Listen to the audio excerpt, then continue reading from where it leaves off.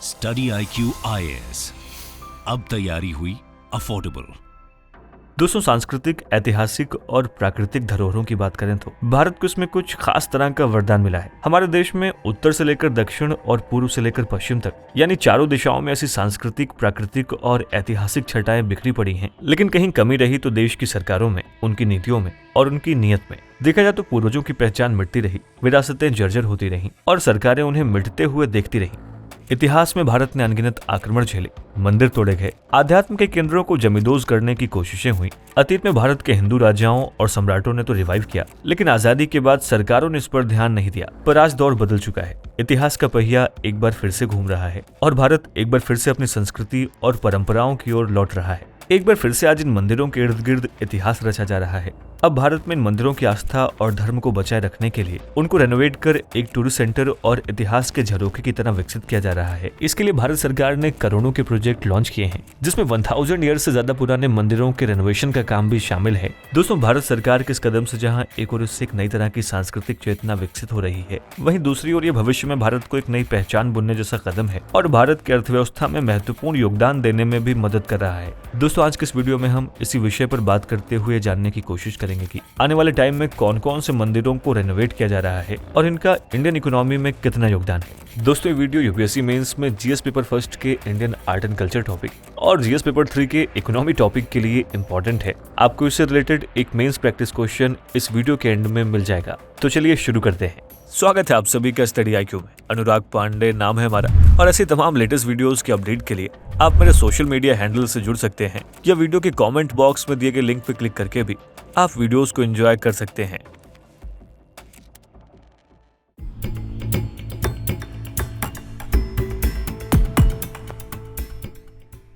दोस्तों, हम सभी मानते हैं कि हमारे मंदिरों को उनका गौरव, उनकी शान लौटाना हमारी जिम्मेदारी बनती है। इसी ओर भारत सरकार भी अपने कदम बढ़ाते हुए मंदिरों को रेनोवेट कर देश के आम आदमी के सपनों को साकार कर रही है। देखा जाए तो इस ओर सबसे पहला कदम भारत सरकार ने साल 2014 में उठाया, जब उन्होंने केदारनाथ धाम को रेनोवेट करने का बीड़ा लिया। साल 2013 में उत्तराखंड में आई बाढ़ के बाद केदारनाथ मंदिर कॉम्प्लेक्स तबाह हो गया था। साल 2014 में केंद्र में सत्ता संभालने के बाद मोदी गवर्नमेंट ने 500 करोड़ के एक रेनोवेशन प्रोजेक्ट को शुरू किया। इस परियोजना के तहत केदारनाथ धाम की भव्यता को फिर से निखारा गया। इसमें सरस्वती और मंदाकिनी रिटेनिंग वॉल, आस्था पाथ, साथ ही आस्था चौक पर ओमकार का स्टेच्यू, आदि शंकराचार्य की समाधि का मॉडिफिकेशन और घाट व तीर्थ पुरोहितों के लिए घरों का निर्माण और मंदाकिनी नदी पर गरुड़ चट्टी पुल का निर्माण शामिल है। अब केदारनाथ मंदिर, श्रद्धालु और वहां रहने वाले सेवादारों की सिक्योरिटी के सही इंतजाम हो चुके हैं। बाढ़ से पहले के मुकाबले अब यहाँ पर यात्रियों को बेटर फैसिलिटीज मिल रही हैं। इससे अब केदारनाथ में काफी अधिक संख्या में यात्री आ रहे हैं। पहली बार साल 2019 में 10 लाख से अधिक यात्री दर्शन के लिए आए थे। वहाँ के चैलेंजिंग कंडीशन के बावजूद भी कम समय में रिकंस्ट्रक्शन वर्क्स को पूरा करना मोदी गवर्नमेंट के लगातार मॉनिटरिंग के कारण संभव हुआ था।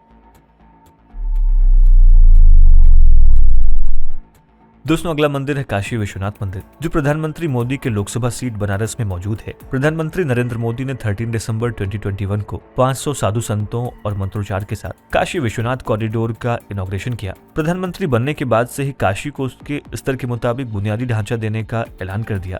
8 मार्च 2019 को प्रधानमंत्री मोदी ने काशी विश्वनाथ कॉरिडोर और टेम्पल के कॉम्प्लेक्स का रेनोवेशन काम शुरू किया और 4 साल के रिकॉर्ड समय में कॉरिडोर बनकर तैयार हो गया। देखा जाए तो वाराणसी से लोकसभा सांसद प्रधानमंत्री मोदी का यह ड्रीम प्रोजेक्ट था, जिसके निर्माण में उन्होंने कोई कसर नहीं छोड़ी है। इस भव्य कॉरिडोर में छोटी बड़ी 23 बिल्डिंग्स और 27 टेम्पल्स मौजूद हैं। अब काशी विश्वनाथ आने वाले श्रद्धालुओं को गलियों और तंग सकरे रास्तों से होकर नहीं गुजरना पड़ता है। अब आप गंगा घाट से सीधे कॉरिडोर के रास्ते बाबा विश्वनाथ के दर्शन के लिए जा सकते हैं। दोस्तों, वीडियो को कंटिन्यू करें उससे पहले आप सभी के लिए एक इंपॉर्टेंट अपडेट है। दोस्तों, प्रीलिम्स को यूपीएससी की परीक्षा का आयरन गेट माना जाता है। इस एग्जाम का सिलेक्शन रेट 1% से भी कम है। इसी मुश्किल को समझते हुए स्टडी IQ आपके लिए लाया है SIP प्लस यानी success in prelims plus programme, जिसके अंतर्गत मात्र 90 दिनों में आप प्रीलिम्स के आयरन गेट को क्रॉस करने में सक्षम हो जाएंगे, क्योंकि इस प्रोग्राम में आपको भारत की सबसे बेहतरीन फैकल्टीज से 200+ आवर्स की लाइव रिवीजन क्लासेस मिलेंगी और इन लेक्चर्स के बाद आपको रिवीजन बुकलेट्स भी मिलेंगी, जिससे आप स्टैटिक और करंट कंटेंट को रिवाइज कर पाएंगे। साथ ही इसमें CSAT की workshops, UPSC UPSC simulator test और ऑल इंडिया ओपन टेस्ट भी शामिल हैं। साथ ही कोर्स में सभी एनसीईआरटीज और स्टैंडर्ड टेक्स्ट बुक्स को भी कवर किया जाएगा। दोस्तों, अगर अभी आप इस कोर्स को ज्वाइन करते हैं and an live coupon code का इस्तेमाल करते हैं तो इस कोर्स को मात्र 7,499 के सुपर डिस्काउंटेड प्राइस में एक्सेस कर सकते हैं। इस कोर्स से रिलेटेड सभी इंपॉर्टेंट लिंक्स आपको पिन कमेंट और डिस्क्रिप्शन बॉक्स में मिल जाएंगे। तो आइए वीडियो को कंटिन्यू करते हैं। इस कॉरिडोर में मंदिर चौक, मुमुक्षु भवन, 3 यात्री सुविधा केंद्र, 4 shopping complex, multipurpose hall, city museum और वाराणसी गैलरी जैसी फैसिलिटीज की व्यवस्था की गई है। दोस्तों, 5 लाख स्क्वायर फीट में बना काशी विश्वनाथ मंदिर को बनाने में 900 करोड़ रुपए की लागत आई है। आपको बता दें कि 250 साल के बाद मंदिर का पहली बार रेनोवेशन किया गया है। 1780 में इंदौर की मराठा शासक अहिल्याबाई होलकर ने मंदिर का रेनोवेशन कराया था। इसके बाद अगला रेनोवेशन कार्य धरती का स्वर्ग यानी कि कश्मीर में हुआ और आइए अब इसको जानते हैं। दोस्तों, 5 अगस्त 2019 को कश्मीर से आर्टिकल 370 हटने के बाद मोदी गवर्नमेंट ने श्रीनगर में कई पुराने मंदिरों का रिकंस्ट्रक्शन शुरू किया और इसी के साथ पहली बार गुलमर्ग का शिव मंदिर ऐसा पहला मंदिर है जिसे 1 जून 2021 को रेनोवेशन के बाद जनता के लिए खोल दिया गया। दोस्तों, इस मंदिर को बनाने में भारतीय सेना ने लोकल लोगों की मदद से गुलमर्ग के शिव मंदिर का रेनोवेशन पूरा किया। गवर्नमेंट के मुताबिक कश्मीर में कुल 1842 हिंदू मंदिर या फिर पूजा स्थल मौजूद हैं। इनमें 952 मंदिर हैं जिनमें 212 में पूजा चल रही है जबकि 740 खस्ता हालत में है। मोदी गवर्नमेंट ने सबसे पहले झेलम नदी के किनारे बने रघुनाथ मंदिर का फिर से निर्माण किया। आपको बता दें कि भगवान राम का यह मंदिर महाराजा गुलाब सिंह ने 1835 में बनवाया था। इसके अलावा अनंतनाग का मार्तंड मंदिर, पाटन का शंकर गौरीश्वर मंदिर, श्रीनगर के पादरिंथन मंदिर, अवंतीपोरा के अवंती स्वामी और अवंती सोरा मंदिर के रिवाइटलाइजेशन का काम चल रहा है। दोस्तों, अगला मंदिर वो है जिसका इंतजार राम के श्रद्धालु कई वर्षों से कर रहे थे। तो चलिए देखते हैं अयोध्या के राम मंदिर के रेनोवेशन के बारे में। 1980 से लंबे इंतजार के बाद 9 नवंबर 2019 को 7 दशक पुराने राम जन्मभूमि पर सुप्रीम कोर्ट का फैसला आया। पूरे देश का 500 साल पुराना सपना और हिंदू समाज की लड़ाई का अंत हो गया, जिसके बाद मंदिर को बनाने का काम जोर शोर से शुरू हुआ। 1800 करोड़ की लागत से बन रहे राम मंदिर को 3 स्टेज में बनाया जा रहा है। इसमें गर्भगृह और भूतल पर 5 मंडप शामिल हैं। देखा जाए तो जल्द ही राम मंदिर का इंतजार खत्म होने वाला है क्योंकि 22 जनवरी 2024 को राम मंदिर का उद्घाटन किया जाने वाला है। भारत सरकार अयोध्या को एक बड़े तीर्थस्थल के रूप में विकसित करना चाहती है जो दुनिया भर में अपनी भव्यता के लिए जाना जाएगा। दोस्तों, भारत के 12 ज्योतिर्लिंगों में से एक गुजरात के सोमनाथ टेम्पल के रेनोवेशन की योजना उस वक्त से चल रही है जब से नरेंद्र मोदी गुजरात के मुख्यमंत्री थे। प्रधानमंत्री मोदी का सपना 2021 में जाकर पूरा हुआ है। 20 अगस्त 2021 को पीएम मोदी ने गुजरात के प्रसिद्ध सोमनाथ मंदिर की 83 करोड़ रुपए की 4 प्रोजेक्ट्स का इनॉग्रेशन और शिलान्यास किया था। इसमें से 3 प्रोजेक्ट मंदिर के पीछे समुद्र के किनारे 49 करोड़ रुपए की लागत से निर्मित 1 किलोमीटर लंबा समुद्र दर्शन पैदल मार्ग है। साथ ही मंदिर के पास 75 लाख रुपए की लागत से प्राचीन कलाकृतियों का एक म्यूजियम है और इसके अलावा रिनोवेटेड अहिल्याबाई होलकर टेम्पल या मुख्य मंदिर के सामने स्थित पुराना सोमनाथ मंदिर शामिल था। आपको बता दें कि प्रधानमंत्री मोदी श्री सोमनाथ ट्रस्ट के अध्यक्ष हैं जो गिर सोमनाथ जिले के प्रभास पाटन शहर में स्थित विश्व प्रसिद्ध मंदिर के मामलों को मैनेज करता है। बतौर गुजरात के मुख्यमंत्री नरेंद्र मोदी ने कई योजनाओं को शुरू किया था जिसके तहत मंदिरों के सौंदर्यीकरण से लेकर उनके रिकंस्ट्रक्शन का काम शामिल था। दोस्तों, 11 अक्टूबर 2022 को प्रधानमंत्री मोदी ने महाकाल लोक कॉरिडोर के फर्स्ट स्टेज का शुभारंभ किया जिसका उद्देश्य भगवान शिव को समर्पित महाकालेश्वर टेम्पल कॉम्प्लेक्स का रीडेवलपमेंट करना है।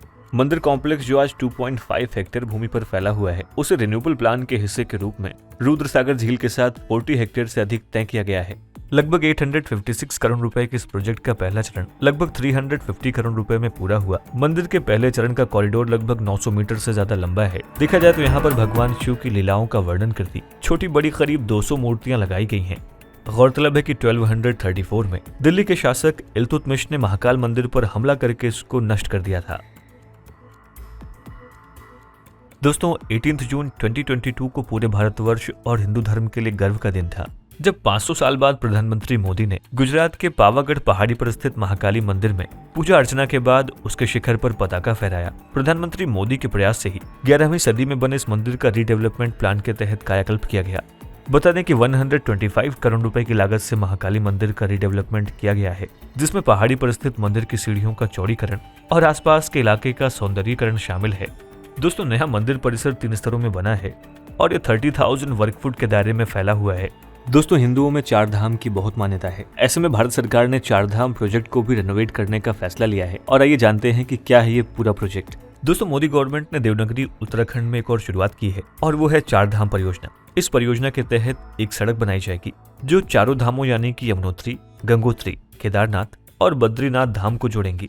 प्रधानमंत्री मोदी का सपना है कि देश भर से श्रद्धालु और टूरिस्ट इन 4 पवित्र धामों में जाएं और इसके लिए सड़क प्रोजेक्ट को पूरा करने के लिए तेजी से काम चल रहा है। इस 4 धाम की सड़क के अलावा मोदी सरकार बहुत तेजी से पावन नगरी ऋषिकेश को रेल मार्ग से कर्णप्रयाग को जोड़ने का काम कर रही है और उम्मीद है कि रेलवे लाइन 2025 से शुरू हो जाएगी।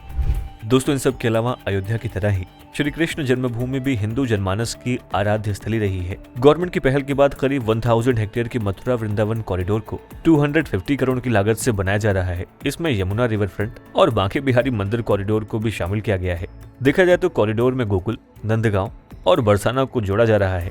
अद्भुत द्वारका नगरी इसमें ओखा से बेट द्वार को जोड़ने वाले 2320 मीटर लंबे 4 लेन ब्रिज पर 870 करोड़ खर्च हो रहे हैं। साथ ही 130 करोड़ में बेट द्वारका आइलैंड में पहले फेज का काम जारी है। इसी तरह महाराष्ट्र के नासिक में त्र्यंबकेश्वर कॉरिडोर बन रहा है। साथ ही कोल्हापुर में 250 करोड़ की लागत में महालक्ष्मी कॉरिडोर बन रहा है। भारतमाला धार्मिक संपर्क योजना के तहत उच्चैठ भगवती स्थान से महिषी तारा स्थान को जोड़ने के लिए सरकार मधुबनी के उमगांव से सहरसा से महिषी तक नेशनल हाईवे को 160 किलोमीटर से बढ़ाकर 180 किलोमीटर कर रही है। इस पर 7000 करोड़ खर्च होने हैं। असम में विख्यात कामाख्या मंदिर विकसित हो रहा है। इस पर 500 करोड़ रुपए खर्च होंगे। इस मंदिर के मौजूदा परिसर को 3000 वर्ग फीट से 10,000 वर्ग फीट किया जाएगा। देश भर में मंदिरों पर जो कॉरिडोर बनाने का काम युद्ध स्तर पर चल रहा है उसमें सबसे ज्यादा मध्य प्रदेश है। एमपी के चित्रकूट में वनवासी रामपथ, ओरछा में रामराजा लोक, दतिया में पीताम्बरा कोट कॉरिडोर, इंदौर में अहिल्या नगरी लोक, महू का जाना पाव और बिहार में उच्चैठ भगवती स्थान से महिषी तारा स्थान को जोड़ने का काम शुरू हो चुका है। इन सब के अलावा छिंदवाड़ा में 314 करोड़ में हनुमान मंदिर लोक, सलकनपुर में श्रीदेवी महालोक, सागर में रविदास धाम, दतिया में पीताम्बरा लोक, ओरछा में 176 करोड़ में रामराजा लोक, चित्रकूट में 100 करोड़ में रामपथ गमन लोक, इंदौर में 25 करोड़ में अहिल्या नगरी लोक, 10 करोड़ में जाना पाव लोक और ओंकारेश्वर में 2200 करोड़ में ओंकारेश्वर लोक बन रहा है और ग्वालियर में शनि लोक और बड़वानी में नाग लोक बनाने की भी घोषणा की गई है। दोस्तों, भारत सरकार न सिर्फ भारत में बल्कि दुनिया के दूसरे देशों में भी मंदिरों को भव्य बनाने पर जोर देना शुरू कर दिया है। गवर्नमेंट ने 2019 में मनामा और अबू धाबी में भगवान श्री कृष्ण श्रीनाथ जी के रिकंस्ट्रक्शन के लिए $4.2 मिलियन देने का ऐलान हुआ है। साथ ही 2018 में पीएम मोदी ने अबू धाबी में बनने वाले पहले हिंदू मंदिर की आधारशिला रखी थी। दोस्तों, यहाँ पे सोचने वाली बात यह कि भारत सरकार जहाँ एक और इन मंदिरों पर इतना पैसा खर्च कर रही है, वहीं मंदिर भारत की अर्थव्यवस्था में कितना योगदान देते हैं, आइए इसको भी समझ लेते हैं।